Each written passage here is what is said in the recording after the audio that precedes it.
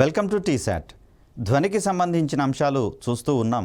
ఈ వీడియోలో ధ్వనికి సంబంధించినటువంటి మరికొన్ని ప్రాథమిక అంశాలతో పాటుగా ఎగ్జామినేషన్ పాయింట్ ఆఫ్ వ్యూలో కీలకమైనటువంటి అంశాల గురించి తెలుసుకునే ప్రయత్నం చేద్దాం. సో ఇక్కడ ధ్వనికి సంబంధించినటువంటి వేగాన్ని గణించినటువంటి శాస్త్రవేత్తలలో మనకు న్యూటన్ లాప్లాస్ గురించి మనం గత వీడియోలో తెలుసుకున్నాం. మరి ధ్వని వేగానికి సంబంధించినటువంటి అంశాలు వేటి మీద ఆధారపడతాయి అనేటటువంటి కోణంలో ఉష్ణోగ్రత మీద కావచ్చు, అదేవిధంగా గాలిలో తేమ మీద కూడా ఆధారపడుతుందని చెప్పేసి చెప్పుకున్నాం. దానికి కొనసాగింపుగా మరికొన్ని అంశాలు కనుక మనం చూస్తే, ధ్వని వేగం అనేది ఒక పదార్థం యొక్క స్థితిస్థాపకతకు అనులోమానుపాతంలో ఉంటుందనేటటువంటి అంశాన్ని ఇక్కడ మనం గుర్తుంచుకోవాలి. సో ఘన పదార్థాలలో అయితేనేమో యంగు గుణకం మీద ఆధారపడి ఉంటుందని చెప్పేసి అనుకున్నాం. అత్యధిక యంగు గుణకం అనేది మనకు వజ్రం కలిగి ఉంటుంది కాబట్టి దాంట్లో ధ్వనివేగం అధికంగా ఉంటుంది అనేటటువంటి అంశాన్ని గత వీడియోలో మనం చూసినాము. సో ఇక్కడ దీని తర్వాత ద్రవ పదార్థాల విషయానికి వచ్చేసరికల్లా ధ్వనివేగం అనేది వాటి యొక్క స్థితిస్థాపక సంబంధమైనటువంటి స్థూల గుణకము లేదా ఆయత గుణకంపై ఆధారపడి ఉంటుంది. వేటికైతే ఈ విలువ అధికంగా ఉంటుందో దాంట్లో ధ్వనివేగం అనేది అత్యధికంగా ఉంటున్నటువంటి అంశాన్ని ఇక్కడ మనం గుర్తుంచుకోవాలి. సో ధ్వనివేగం అనేది పదార్థాల యొక్క స్థూల ధర్మాల మీద కూడా ఆధారపడుతున్నటువంటి పరిస్థితులలో ఇది కూడా మనకు ఎగ్జామినేషన్ పాయింట్ ఆఫ్ వ్యూలో కొంచెం కీలకంగా మారేటటువంటి అంశంగా కనిపిస్తుంది. దీని తర్వాత చూస్తే మనకు మరొక ముఖ్యమైనటువంటి ఆస్పెక్ట్గా గాలిలో ధ్వనివేగంతో వస్తువుల యొక్క వేగాన్ని పోల్చి వాటిని వివరించేటటువంటి క్రమాన్ని కూడా మనం ఇక్కడ చూస్తాం. సో ఆ క్రమంలో గాలిలో ధ్వనివేగాన్ని వస్తువుల యొక్క వేగాలను పోల్చి మ్యాక్ నెంబర్గా మనం వివరించే ప్రయత్నం చేస్తాం. సో ఆ సందర్భంలో Mach number is equal to ఒక వస్తువు యొక్క వేగము బై గాలిలో ధ్వనివేగం అనేటటువంటి ఒక నిష్పత్తి. దీనికి సంబంధించి నిష్పత్తి అనేది మనకు ఒక నెంబర్ ఇస్తుంది కాబట్టి, ప్యూర్ నెంబర్ని ఇస్తుంది కాబట్టి ఆ రకంగా మనము మ్యాక్ నెంబర్ అనేటటువంటి దాన్ని చూస్తూ ఉన్నాం. ఈ మ్యాక్ నెంబర్ అనేటటువంటి పదము ఎర్నెస్ట్ మ్యాక్ అనేటటువంటి శాస్త్రవేత్త పేరు మీదుగా ఈ నిష్పత్తికి మ్యాక్ నెంబర్ అనేటటువంటి పేరును తీసుకోవడం జరిగింది. మరి తను చేసిన పని ఏంటి అంటే షాక్ వేవ్స్ అనేటటువంటి పదం. సో ఇక్కడ సూపర్సోనిక్ వేగాలతో వస్తువులు ప్రయాణించేటటువంటి సందర్భంలో వెలువడేటటువంటి తరంగాలను మనము షాక్ వేవ్స్ అని, సోనిక్ బూమ్స్ అనేటటువంటి పేర్లతోటి మనం చెప్తూ ఉంటాం. మరి ఆ సందర్భంలో షాక్ వేవ్స్ వల్ల ఎలాంటి దుష్ప్రయోజనాలు ఉన్నాయి, వాటి యొక్క దుష్ప్రభావాల మీద కృషి చేసినటువంటి వ్యక్తిగా, పరిశోధన చేసినటువంటి వ్యక్తిగా ఎర్నెస్ట్ మ్యాక్ మనకు కనిపిస్తూ ఉన్నాడు. కాబట్టి ఈ ధ్వనిని పోల్చేటటువంటి విషయంలో ఆ నిష్పత్తికి తన యొక్క పేరును అందించడం అనేది జరిగింది. సో ఇక్కడ వస్తువు వేగము బై గాలిలో ధ్వని వేగము, ఈ రెండిటి యొక్క నిష్పత్తిని మనం ఇక్కడ మ్యాక్ నెంబర్గా చెప్పుకుంటూ ఉన్నాం. ఈ సందర్భంలో మనకు 3 రకాలైనటువంటి విలువలు ఇక్కడ మనకు వచ్చేటటువంటి అవకాశం ఉంది. సో నిష్పత్తి విషయానికి వచ్చేసరికల్లా మనకు అది 1కి సమానమయ్యే అవకాశం అన్నా ఉంది, లేదా 1 కంటే తక్కువ అయ్యే అవకాశం అన్నా ఉంది, లేదా గ్రేటర్ దాన్ 1 అయ్యేటటువంటి అవకాశం కూడా ఇక్కడ మనకు ఉంది. సో ఎప్పుడు 1 కంటే తక్కువ అవుతుంది, ఎప్పుడు 1తో సమానం అవుతుంది, ఎప్పుడు 1 కంటే ఆ నిష్పత్తి విలువ ఎక్కువ అవుతుంది అనేటటువంటి కోణాల మీద ఆధారపడి ఈ వాల్యూస్ని మనం ఎక్స్ప్లెయిన్ చేసేటటువంటి ప్రయత్నం చేస్తాం. సాధారణంగా చూడండి, మనకు లవము, హారం అనేటటువంటి 2 అంశాలు మనకి ఇక్కడ కనిపిస్తూ ఉన్నాయి. ఎప్పుడైతే లవం యొక్క విలువ తక్కువగా, హారం యొక్క విలువ ఎక్కువగా ఉన్నట్లయితే ఆ నిష్పత్తి యొక్క విలువ 1 కంటే తక్కువగా ఉంటుందని చెప్తాం. సో ఏ వస్తువు యొక్క మ్యాక్ నెంబర్ అయితే 1 కంటే తక్కువగా ఉంటుందో ఆ సందర్భంలో ఆ వస్తువు యొక్క వేగము గాలిలో ధ్వనివేగం కంటే తక్కువగా ఉంటుంది అనేది గుర్తుపెట్టుకోవాలి. సో ఇక్కడ లవం అనేది తక్కువగా ఉంటుంది, హారం అనేది అధిక విలువను కలిగి ఉంటుంది. సో ఇక్కడ మనకు తెలుసు గాలిలో ధ్వనివేగం అనేది 330 మీటర్స్ పర్ సెకండ్గా మనం గతంలో చెప్పుకున్నాం. కాబట్టి మరి ఆ సందర్భంలో ఈ స్పీడ్ కంటే తక్కువ వేగంతో ప్రయాణించేటటువంటి వస్తువుల యొక్క వేగాన్ని గనక మనం పోల్చినప్పుడు ఆయా వస్తువులకు ఉండేటటువంటి మ్యాక్ నెంబర్ని మనము <1 1 కంటే తక్కువగా ఉంటుంది అని చెప్పేసి చెప్తాం. సో మరొక సందర్భంలో ఇక్కడ నిష్పత్తి యొక్క విలువ 1కి సమానం అవుతుంది అని చెప్తున్నాం. అంటే లవం యొక్క విలువ, హారం యొక్క విలువ 2 సమానంగా ఉన్నప్పుడు ఆ నిష్పత్తి యొక్క విలువ 1కి సమానం అవుతుంది. కాబట్టి ఈ సందర్భంలో లవము హారము రెండూ కూడా సమానం కావాలి. అంటే దాని అర్థము ఆ వస్తువు యొక్క వేగము గాలిలో ధ్వని వేగానికి సమానమైతే దాని యొక్క మ్యాక్ నెంబర్ 1గా మనం కన్సిడర్ చేస్తాం. మరి ఈ సందర్భంలో వస్తువు యొక్క మ్యాక్ నెంబర్ 1 అంటే అర్థం ఏంటి అంటే ఆ వస్తువు గాలిలో ధ్వని వేగానికి సమానమైనటువంటి వేగంతో ప్రయాణించేటటువంటి ధర్మాన్ని కలిగి ఉంటుందని చెప్పేసి అని మనం ఇక్కడ అర్థం చేసుకోవాలి. ఇక్కడ గ్రేటర్ దాన్ 1 అంటే 1 కంటే ఎక్కువ ఎప్పుడు ఉంటుంది అంటే హారము కంటే లవం యొక్క విలువ ఎక్కువ ఉందనుకోండి. అలాంటి సందర్భాలలో ఆ నిష్పత్తి యొక్క మ్యాక్ నెంబర్ 1 కంటే ఎక్కువగా ఉండే అవకాశం ఉంది. కాబట్టి ఈ సందర్భంలో చూస్తే వస్తువు అనేది గాలిలో ధ్వని వేగానికంటే అధికమైనటువంటి వేగము లేదా గాలిలో ధ్వని వేగానికి మించిన వేగంతో ప్రయాణిస్తుందని చెప్పేసి అర్థం వస్తుంది. మరి ఏ వస్తువులు ఆ ప్రయాణాలు చేసేటటువంటి అవకాశాలు ఉన్నాయి అంటే గాలిలో ధ్వని వేగంతో సమానమైన వేగంతో పోయే అవకాశాలు ఉన్నాయి, తక్కువ వేగంతో ప్రయాణించేటటువంటి అవకాశం ఉంది, అధిక వేగాలతోటి ప్రయాణించేటటువంటి అవకాశాలు ఉన్నాయి. అదేవిధంగా వాటికి సంబంధించి కొన్ని పేర్లు కూడా మనం పెట్టుకున్నటువంటి పరిస్థితులలో మొదటగా మనం మ్యాక్ నెంబర్ని పరిచయం చేసుకున్నాం. మ్యాక్ నెంబర్కి సంబంధించి 3 కేసెస్, 1 కంటే తక్కువ విలువ అయ్యేటటువంటి సందర్భము, 1కి సమానం అయ్యేటటువంటి సందర్భము, 1 కంటే అధికమయ్యేటటువంటి సందర్భాల గురించి మనం మాట్లాడుకున్నాం. మరి ఇప్పుడు ఇంకొంచెం డీటెయిల్గా వాటి గురించి తెలుసుకునేటటువంటి ప్రయత్నం చేద్దాం. సో మొదటగా మనము మ్యాక్ నెంబర్, మ్యాక్ సంఖ్య లెస్ దాన్ 1 అన్నాం కదా, దానికి సంబంధించినటువంటి సిచ్యువేషన్గా దీన్ని మనం చూస్తాం. సో అలాంటి వేగాలను మనము సబ్ సోనిక్ వేగాలు అని చెప్తాం. అంటే ఏ వస్తువు యొక్క మ్యాక్ నెంబర్ అయితే 1 కంటే తక్కువగా ఉంటుందో ఆ వస్తువుల యొక్క వేగాలను మనం ఇక్కడ సబ్ సోనిక్ వేగాలుగా చెప్తాం. సో మ్యాక్ సంఖ్య 1 కన్నా తక్కువగా ఉండేటటువంటి వస్తువుల యొక్క వేగంగా దీన్ని మనం చెప్తాం. మరో రకంగా ఈ వస్తువులు గాలిలో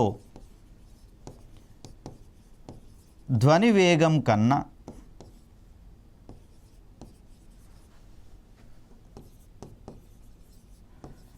తక్కువ వేగంతో ప్రయాణిస్తాయి అని చెప్తాం.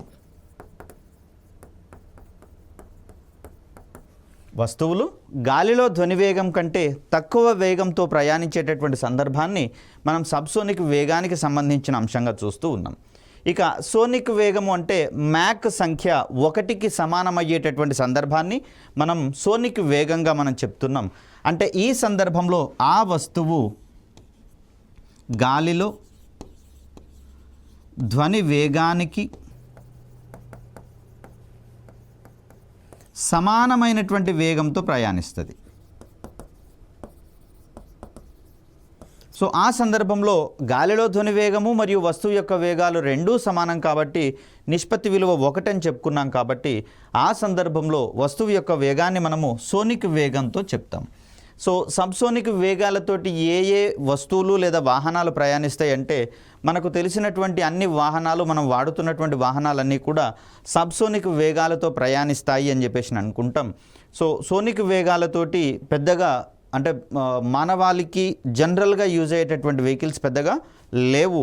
కానీ అత్యధికమైనటువంటి ఆదరణ పొందినటువంటి అంశాలుగా మనకి ఇక్కడ సూపర్ సోనిక్ వేగాలు అనేవి కనిపిస్తూ ఉంటాయి. మోస్ట్ ప్రాబబ్లీ వీటిని జెట్ విమానాల విషయంలో కావచ్చు, జలాంతర్గాముల విషయంలో కావచ్చు, అదేవిధంగా విమానాల విషయంలో కావచ్చు, క్షిపణుల విషయంలో వీటిని వాడేటటువంటి ప్రయత్నం చేస్తాం. కానీ సాధారణ అవసరాల కోసం వాడేటటువంటి వెహికల్స్కి ఈ వేగాలను ఆపాదించేటటువంటి ప్రయత్నం చేయము. వాటినే మనము సూపర్ సోనిక్ వేగాలుగా మనం చెప్తాం. సో ఇక్కడ సూపర్ సోనిక్ వేగాలకు సంబంధించి చూస్తే వీటి యొక్క మ్యాక్ సంఖ్య 1 నుంచి 5 మధ్యలో ఉంటుంది. అంటే దాని అర్థం 1 కంటే ఎక్కువగా ఉంటుందనేది మనం ఇక్కడ అర్థం చేసుకోవాలి. మోరోవర్ ఇవి గాలిలో ధ్వని వేగం కన్నా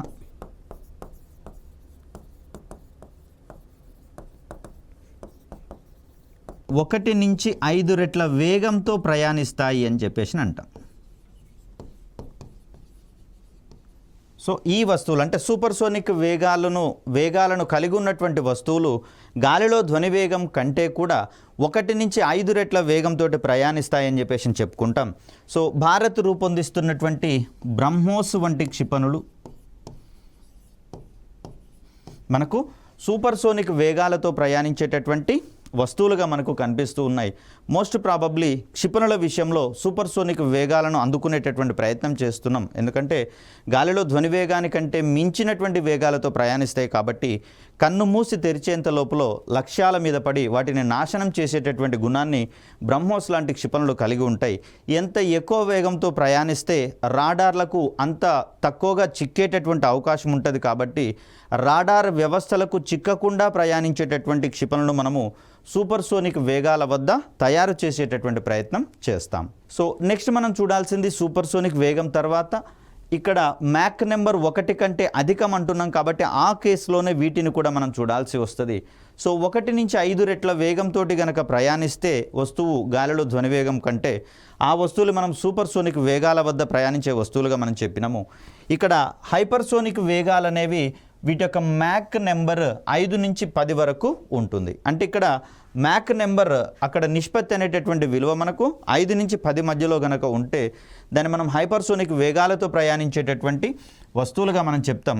బ్రహ్మోస్ యొక్క వేగాన్ని మరింతగా పెంచేటటువంటి అంశాల కోసం మనం చూస్తూ ఉన్నాం. అదేవిధంగా ఈ మధ్యకాలంలో స్పేస్ సెక్టార్లో మనము రీయూజబుల్ లాంచ్ వెహికల్ సాంకేతికతల కోసం కూడా ప్రయత్నం చేస్తున్నటువంటి పరిస్థితులలో ఈ సాంకేతికతల దగ్గర మనం హైపర్సోనిక్ వేగాలను అందుకునేటటువంటి ప్రయత్నం చేస్తూ ఉన్నాం. అందుకు అనుకూలమైనటువంటి టెక్నాలజీని అడాప్ట్ చేసుకునేటటువంటి కోణంలో శాస్త్రవేత్తలు కృషి చేస్తూ ఉన్నారు. సో దీని తర్వాత మనం చూడాల్సినటువంటిది హైపర్సోనిక్ వేగాలు. మరి ఇక్కడ మ్యాక్ సంఖ్య అనేది 10 కంటే అధికంగా ఉన్నట్లయితే దాన్ని మనం హైపర్సోనిక్ వేగాలతో ప్రయాణించేటటువంటి వస్తువులుగా మనం చెప్తాం. సాధారణంగా ఈ వస్తువులు గాలిలో ధ్వని వేగం కంటే 10 రెట్లకు మించిన వేగంతో ప్రయాణించేటటువంటి ప్రయత్నం చేస్తాయి. కోర్స్ హైపర్సోనిక్ వేగాల వరకు మనం రీచ్ అయ్యేటటువంటి ప్రయత్నం చేశాం, కొంతవరకు సఫలం కూడా అవ్వడం జరిగింది. తర్వాత మనం హైపర్సోనిక్ వేగాలకు వెళ్ళేటటువంటి అవకాశాల కోసం ప్రయత్నాలు జరుగుతూ ఉన్నాయి. సో ఇలా మనకు 3 కేసెస్ విషయంలో మనకు మ్యాక్ నెంబర్కి సంబంధించి మనం చూస్తూ ఉన్నాం. సో ఇది <1 అయితే దీన్ని మనం సబ్సోనిక్ వేగాలుగా చెప్పినాం. =1 అనుకున్నప్పుడు దీన్ని మనం సోనిక్ వేగాలుగా వివరించినాం. సో >1 ఉన్నటువంటి సందర్భాలలో మనము 3 రకాలైనటువంటి సిచ్యువేషన్స్ గురించి మాట్లాడుకున్నాము. సూపర్ సోనిక్, అదేవిధంగా hypersonic, next one hypersonic. So ఇలా మనకు కాన్ఫిగర్ చేసుకుంటే రివిజన్ చేసేటప్పుడు మనకు చాలా ఈజీగా ఉంటుంది. సో ఇక్కడ మనకు అసర్షన్ రీజనింగ్ టైప్ క్వశ్చన్స్ పడేందుకు అవకాశం ఉంది, లేదా match the type of questions కూడా మనం ఎక్స్పెక్ట్ చేసేటటువంటి అవకాశం ఉంది. కాబట్టి ఈ రకమైనటువంటి అండర్స్టాండింగ్తో మనం ముందుకు వెళ్ళాల్సినటువంటి అవసరం ఉంది. ఇక దీని తర్వాత చూస్తే మనకు సూపర్సోనిక్ వేగాలతో ప్రయాణించేటటువంటి జెట్ విమానాలు ఏర్పరిచేటటువంటి శక్తివంతమైనటువంటి తరంగాలను షాక్ వేవ్స్ అని పిలుస్తాం. దీని మీద పరిశోధన చేసినటువంటి శాస్త్రవేత్తగా మనము ఎర్నెస్ట్ మ్యాక్ గురించి మాట్లాడుకున్నాం. సో ఈ శాస్త్రవేత్త యొక్క కృషి ఫలితంగానే మ్యాక్ నెంబర్ అనేటటువంటిది ఉనికిలోకి రావడం అనేది జరిగింది. సో ఈ సందర్భంలో వెలువడేటటువంటి ధ్వని ఏదైతే ఉందో ఆ ధ్వనిని మనము సోనిక్ బూమ్ అని చెప్పేసి అంటాం. సో జెట్ విమానాలు ప్రయాణించేటటువంటి వేగాలు సూపర్సోనిక్ వేగాలు. ఈ సందర్భంలో వెలువడేటటువంటి తరంగాలు, ధ్వని తరంగాలు ఏవైతే ఉన్నాయో ఆ తరంగాలను మనం ఇక్కడ షాక్ వేవ్స్గా మనం చెప్తూ ఉన్నాం. ఈ సందర్భంలో వెలువడేటటువంటి ఆ ధ్వని సోనిక్ బూమ్ అనేటటువంటి పేరుతోటి వెలువడుతుంది. మనకు వాహనము ఎక్కడో దూరంలో చిన్నగా కనిపిస్తూ ఉన్నా కూడా ఆ శబ్దం మనకు ఒక హోరు మాదిరిగా కనిపిస్తూ ఉంది చూడండి, వినిపిస్తూ ఉంటుంది. అలాంటి సందర్భంలో దాన్ని మనం సోనిక్ బూమ్గా చెప్తాం. ఇక దీని తర్వాత విమానాశ్రయాలలో విమానాలు వెలువరించేటటువంటి సోనిక్ బూమ్ ఏదైతే ఉందో ఈ సోనిక్ బూమ్కి అనునాద ప్రక్రియ గురించి మనం మాట్లాడుకున్నాం, రెజోనెన్స్ అన్నాం. సో ఈ రెజోనెన్స్ ప్రక్రియ కనుక తోడైనట్లయితే, అంటే ఇక్కడ విమానం అనేది సోనిక్ బూమ్ని వెలువరిస్తూ ఉంది, దీనికి అనుగుణంగా మన ఇళ్లలో ఉన్నటువంటి వస్తువులు కనుక కంపించినట్లయితే దాన్ని మనం అనునాదం అంటున్నాం కదా. ఆ సందర్భంలో ఇళ్లలో ఉన్నటువంటి అక్కడ ఎయిర్పోర్టుకి పరిసరాలలో ఉన్నటువంటి ఇళ్లలో ఉన్న కిటికీల అద్దాలు కంపనం చెందడం ద్వారా వాటి యొక్క సహజ పౌనఃపున్యానికి మించినటువంటి పౌనఃపున్యంతో కనుక అవి కంపించినట్లయితే దెబ్బతినేటందుకు అవకాశం ఉంది. సో దీనికి కారణమైనటువంటిది ఈ విమానాల నుంచి వెలువడేటటువంటి సోనిక్ బూమ్ అనేది కారణము. దానికి అడిషనల్గా జోడవుతున్నది ఏంటిది అంటే మనకి ఇక్కడ అనునాదం అనేటటువంటి ప్రక్రియ యాడ్ కావడం జరుగుతుంది. ఫలితంగా మనం ఏం చేయాల్సినటువంటి అవసరం లేకుండానే ఇళ్ళ కిటికీలు కావచ్చు, ఇతరత్ర సున్నితమైనటువంటి గ్లాస్ పరికరాలన్నీ కూడా వాటంతట అవే దెబ్బతినేటందుకు అవకాశం ఉంది. కారణం సోనిక్ బూమ్ అనేది ఇక్కడ మనం రీజన్, దానితో పాటుగా అనునాద ప్రక్రియ. సో ఇక్కడ ఒక్క సోనిక్ బూమ్తో మాత్రమే ఇది పాసిబుల్ అవ్వదు, దానికి అనునాదం కూడా తోడైనప్పుడు మాత్రమే ఈ పరిస్థితి వస్తుంది. కాబట్టి ఈ క్లిష్టమైనటువంటి సెన్సిటివ్ పదజాలాలతోటే మనకు క్వశ్చన్స్ యొక్క వేరియేషన్స్ పడేందుకు అవకాశం ఉంది. కాబట్టి జాగ్రత్తగా దీన్ని మనం అర్థం చేసుకోవాల్సినటువంటి అవసరం ఉంది. నెక్స్ట్ చూస్తే రైట్, సూపర్సోనిక్ వేగాలతో ప్రయాణించేటటువంటి యుద్ధ నౌకలు కావచ్చు, జలాంతర్గాములు కావచ్చు. గాలిలో ప్రయాణించేవేమో సోనిక్ వేవ్స్ని, షాక్ వేవ్స్ని, సోనిక్ బూమ్స్ని అవి వెలువరిస్తే, ఇక్కడ నీటి మీద కానీ నీటిలో కానీ ప్రయాణించేటటువంటి వస్తువులు లేదా వాహనాలు మనకిక్కడ బౌ వేవ్స్ అనేటటువంటి వాటిని విడుదల చేసేటటువంటి ప్రయత్నం చేస్తాయి. సో ఇలా ఈ వేరియేషన్ మనం గుర్తుపెట్టుకోవాల్సి వస్తుంది. ఇక దీని తర్వాత చూస్తే మనకు ధ్వని లక్షణాలకు సంబంధించినటువంటి అంశాలు. సో ధ్వనికి సంబంధించినటువంటి లక్షణాలను గనక మనం చూస్తే ధ్వని తీవ్రత అనేది ఒకటి, దీని తర్వాత నాదగుణము, ఇంకొకటి స్థాయి లేదా కీచుదనము అనేటటువంటి అంశాలుగా మనం చూస్తాం. సో ఏంటివి ఇవి, వీటికి సంబంధించినటువంటి డిఫరెన్సెస్ ఏంటి అనేటటువంటి కోణంలో కూడా క్వశ్చన్స్ ఎక్స్పెక్ట్ చేసేందుకు అవకాశం ఉంది. కాబట్టి ధ్వని తీవ్రత, దీన్నే మనము ఇంటెన్సిటీ ఆర్ లౌడ్నెస్ ఆఫ్ సౌండ్గా చెప్తాం. కొంతమంది మాట్లాడుతూ ఉంటే చూడండి, చెవులకు కాస్త ఇరిటేషన్ అనిపించి చెవులు మూసుకునేటటువంటి ప్రయత్నం చేస్తాం. అదే కొంతమంది కనుక మాట్లాడుతూ ఉన్నట్లయితే వినసొంపుగా ఉంటూ ఎక్కువసేపు వినడానికి మనం ఇంట్రెస్ట్ చూపిస్తూ ఉంటాం. మరి దానికి కారణమయ్యేటటువంటి అంశంగా మనము ధ్వని తీవ్రతను గురించి పేర్కొనాల్సి వస్తుంది. మరి ధ్వని తీవ్రత అంటే ఏంటో ఒకసారి గమనిస్తే, ధ్వని తరంగాలు ప్రమాణ వైశాల్యం గల ప్రదేశానికి లంబంగా బదిలీ చేసేటటువంటి శక్తి పరిమాణాన్ని మనం ధ్వని తీవ్రత అంటాం. ఇక్కడ ధ్వని కూడా ఒక రకమైనటువంటి శక్తి స్వరూపం అని మనం ఫస్ట్ క్లాస్లోనే స్టార్టింగ్లోనే చెప్పుకున్నాం. కాబట్టి ఆ సందర్భంలో అది ఎంత ప్రమాణ వైశాల్యం మీద లంబంగా ఎంత శక్తి పరిమాణాన్ని బదిలీ చేస్తుందో దాన్నే మనం ధ్వని తీవ్రతగా మనం చెప్తాం. సో ఈ సందర్భంలో ధ్వని తీవ్రత అనేది ధ్వని యొక్క కంపన పరిమితి వర్గానికి అనులోమానుపాతంలో ఉంటుంది అని చెప్పేసి చెప్తాం.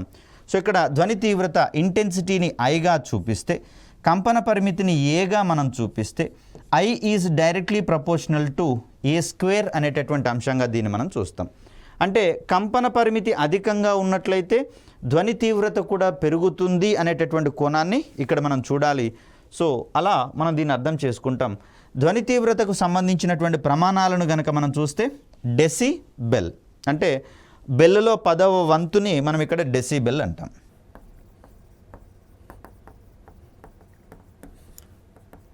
సో ఇలా మనకు ధ్వని తీవ్రతకు సంబంధించినటువంటి అంశాలుగా చూస్తాం. రైట్, ఇక్కడ ధ్వని తీవ్రతకు సంబంధించి కొన్ని అంశాలను కనుక మనం చూస్తే, చల్లగాలికి బయట గాలి ఊగుతున్నటువంటి సందర్భాలలో ఆ గాలి వల్ల కదిలేటటువంటి గడ్డి పరకలు చేసేటటువంటి ఆ ధ్వని తీవ్రతని మనము 0 డెసిబెల్గా చెప్తాం. 0 డెసిబెల్గా చెప్తాం. ఇక్కడ 30 నుంచి 40 డెసిబెల్ వరకు మన చెవి తట్టుకునేటటువంటి ప్రయత్నం చేస్తుంది. 40 డెసిబెల్స్ కంటే తీవ్రత గనక పెరుగుతూ ఉన్నటువంటి సందర్భాలలో చెవి మీద కాస్త బ్యాడ్ ఎఫెక్ట్ అనేది పడడం జరుగుతుంది. 60 నుంచి 70 గనక దాటినట్లయితే ఇక చెవులకు ఎంత మాత్రం ఇది ఓర్చుకునేటటువంటి స్వభావాన్ని కలిగి ఉండవు. కాబట్టి చూడండి, ఇటీవల కాలంలో పట్టణాలలో మ్యారేజెస్ సందర్భాలలో అక్కడ డీజే వంటి వాటిని నిషేధిస్తూ వెళ్తూ ఉన్నారు. ఎందుకంటే చాలామంది హార్ట్ అటాక్ వల్ల చనిపోయేటటువంటి అవకాశాలు ఉన్నాయి. మరి దీంట్లో రెజోనెన్స్ అనేటటువంటి ప్రక్రియ కూడా తోడ్పడుతూ ఉంది. ఎలా అయినా సరే ధ్వని తీవ్రత కావచ్చు, రెజోనెన్స్ కావచ్చు, డీజేల వల్ల ఆనందం కంటే విషాదకరమైనటువంటి సంఘటనలు ఎక్కువగా జరుగుతున్నటువంటి పరిస్థితులలో దాన్ని నిషేధించేటటువంటి ప్రయత్నం చేస్తూ ఉన్నాం. దీనికి ప్రధానమైనటువంటి కారణంగా దానికి అధిక ధ్వని తీవ్రత అనేది ఉంటుంది. కాబట్టి మరి దానివల్ల కలిగేటటువంటి దుష్ప్రభావాలుగా వీటిని మనం చూస్తాం. అదేవిధంగా పట్టణాలలో రణగొణ ధ్వనులు కూడా ఎక్కువగా ఉంటున్నటువంటి సందర్భాలలో ప్రజలు కాస్త మానసికంగా అశాంతికి లోనయ్యేటటువంటి సందర్భాలు కూడా ఎదురవుతూ ఉన్నాయి. దీనికి ప్రధాన కారణంగా వాటి యొక్క తీవ్రత ఎక్కువగా ఉండడం అనేటటువంటి అంశాన్ని ఇక్కడ మనం చూస్తాం.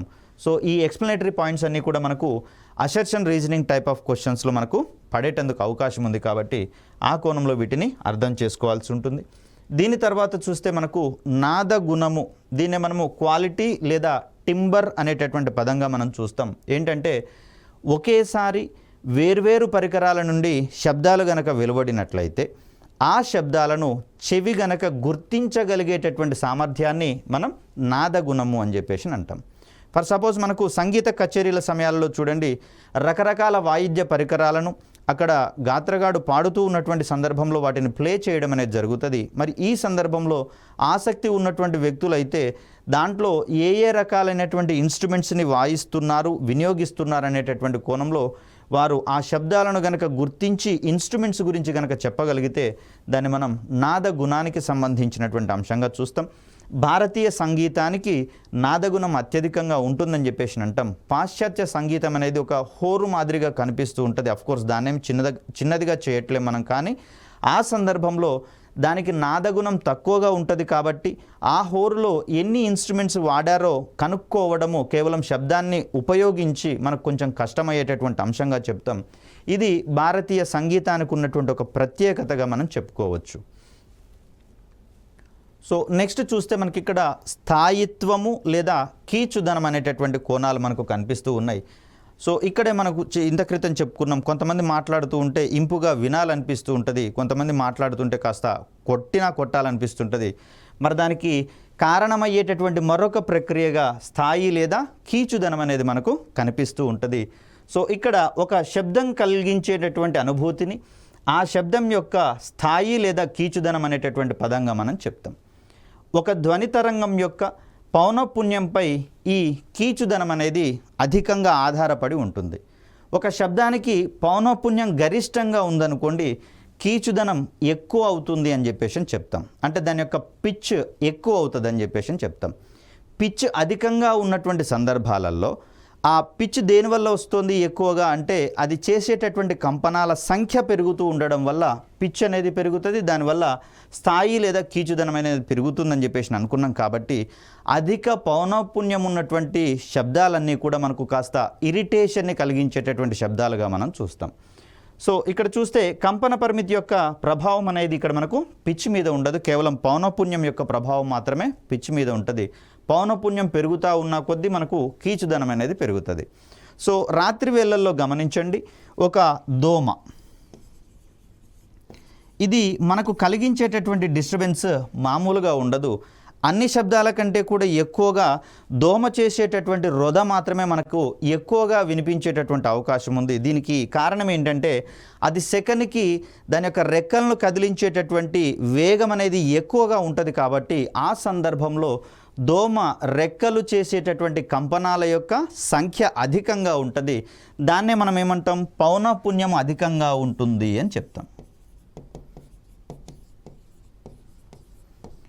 మరి పౌనఃపున్యం అధికంగా ఉంటే మనం కీచుదనం అధికంగా ఉంటుంది. కీచుదనం అధికంగా ఉన్నటువంటి శబ్దాలను మనం కాస్త ఇరిటేషన్కి గురయ్యేటటువంటి అవకాశం ఉందని చెప్పేసి అనుకున్నాం. కాబట్టి మరి ఈ సందర్భంలో దోమ వెలువరించేటటువంటి రొద మనకు డిస్టర్బెన్స్ ఎక్కువగా కలిగిస్తుంది. దీనికి కారణం ఏంటి అంటే ఆ రెక్కలకు, అంటే రెక్కలు కదిలించేటటువంటి వేగం ఎక్కువ లేదా సంఖ్య ఎక్కువ, పౌనఃపున్యం ఎక్కువ, కీచుదనం ఎక్కువ అని చెప్పేసి చెప్తాం. సో అధిక పౌనఃపున్యము, తక్కువ కంపన పరిమితి ఉన్నటువంటి సందర్భాలలో వీటిని మనం చూస్తాం. వీటితో పాటుగా చిన్నపిల్లల అరుపులు కావచ్చు. కాబట్టి చిన్నపిల్లలను ఒకసారి అడిగి చూడండి, ఎందుకు అలా అరుస్తున్నావు అంటే, నువ్వేదన్నా ఇవ్వాలంటే నేను అరిస్తేనే ఇస్తారు అని చెప్పేసి ఒక సమాధానం వాళ్ళు ఇవ్వడం అనేది జరుగుతుంది. సరే, ఎవరికి తెలియకపోతే నేనే ఉపాయం చెప్పినని చెప్పేసి అనుకోకూడదు.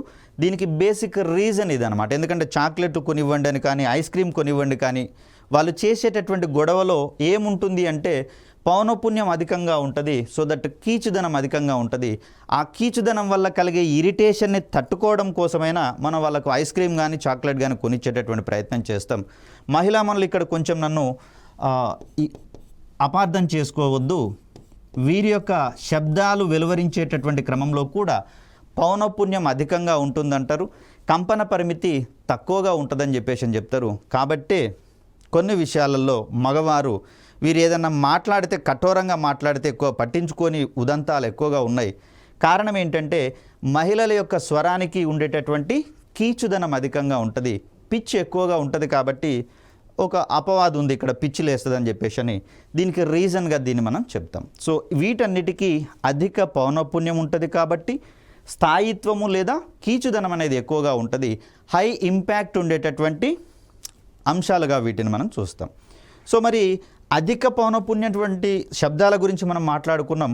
మరి తక్కువ పౌనఃపున్యం ఉన్నటువంటి శబ్దాల గురించి కనుక మనం మాట్లాడుకుంటే లేదా తక్కువ కీచుదనం ఉన్నటువంటి శబ్దాలు, ఇది సింహం యొక్క సింహనాదం అంటాం చూడండి, సింహ గర్జన.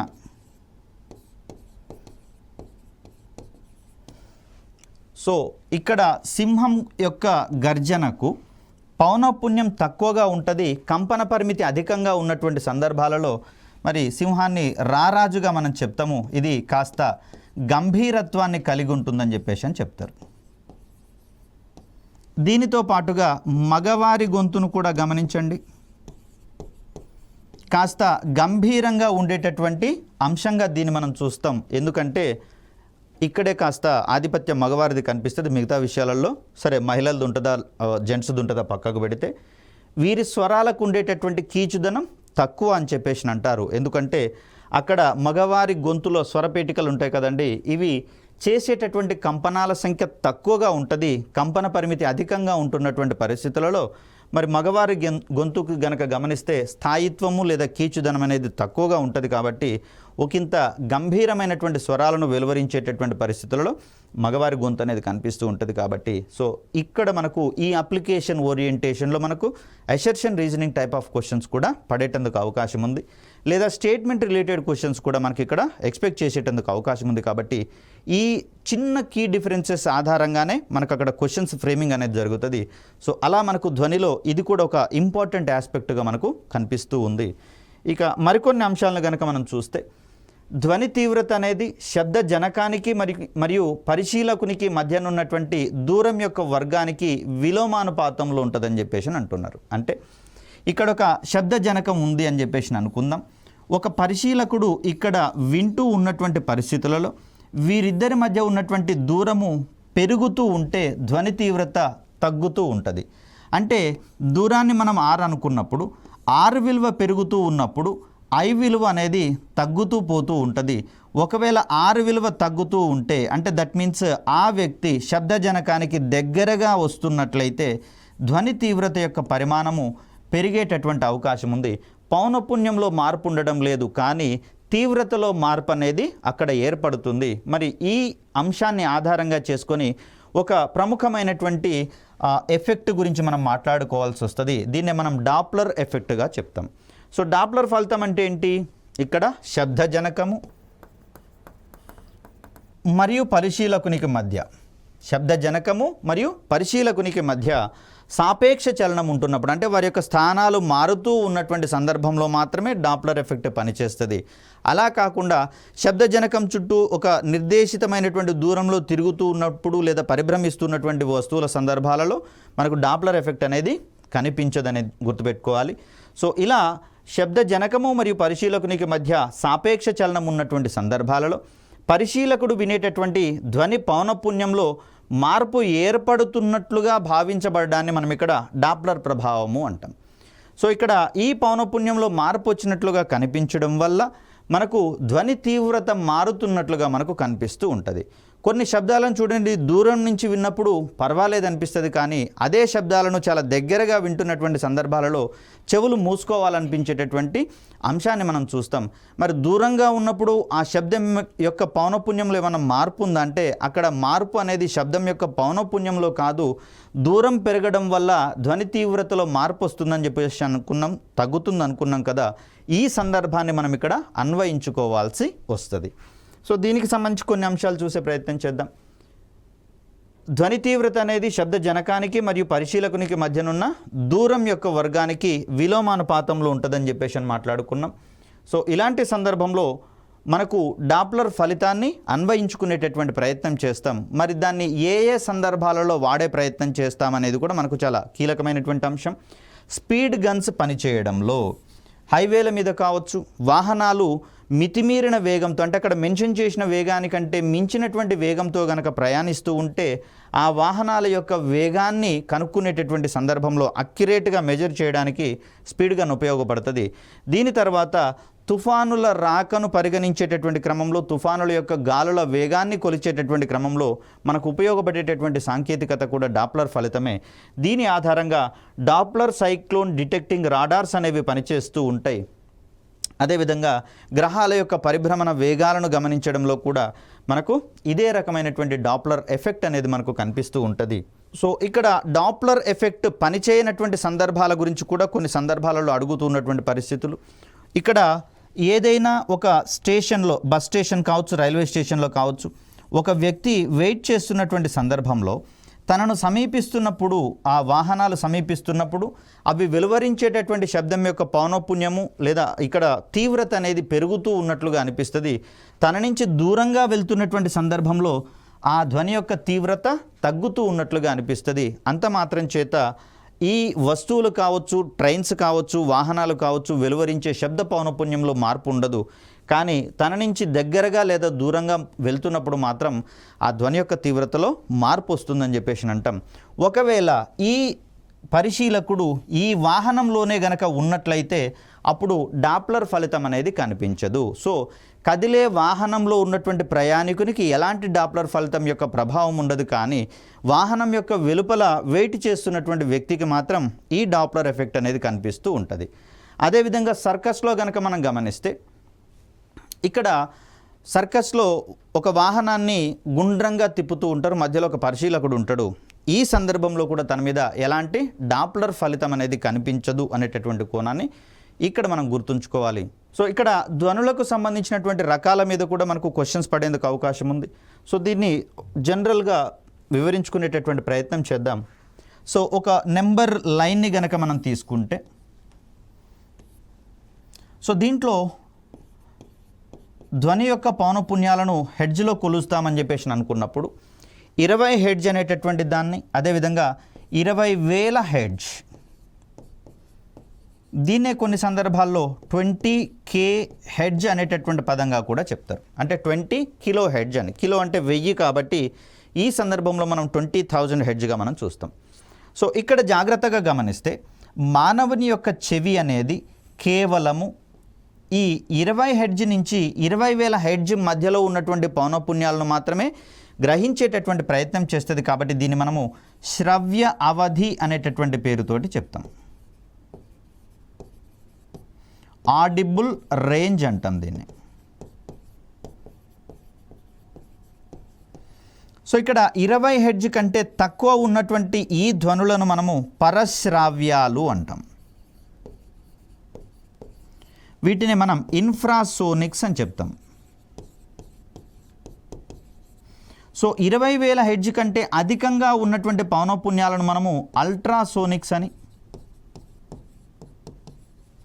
దీన్నే మనము అతిధ్వనులు అనేటటువంటి పేరుతోటి చెప్తాం.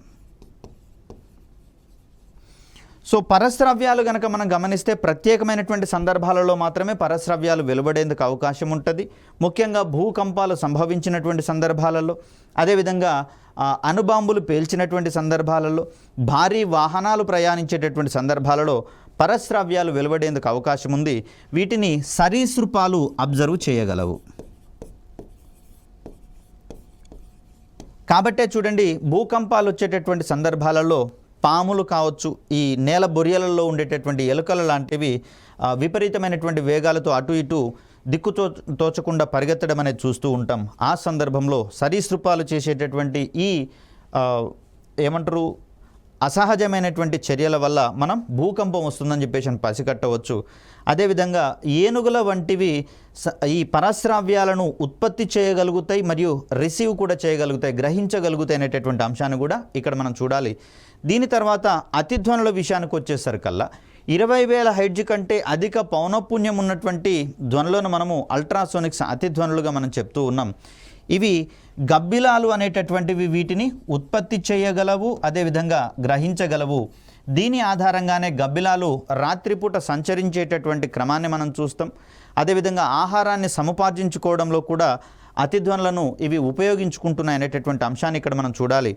దీనితో పాటుగా మనం చూస్తే అతిధ్వనులకు సంబంధించి సోనార్ అనేటటువంటి ప్రక్రియ, సౌండ్ నావిగేషన్ అండ్ రేంజింగ్ అనేటటువంటి ప్రక్రియలో మనము సముద్రాల యొక్క లోతులను గుర్తించడంలో, అదేవిధంగా సముద్రంలో మునిగిపోయినటువంటి పడవలను కానివ్వండి, ఓడలను కానివ్వండి గుర్తించేటటువంటి కోణంలో ఈ సాంకేతికతను వాడుతున్నామని చెప్పేసి అనుకున్నాం కదా.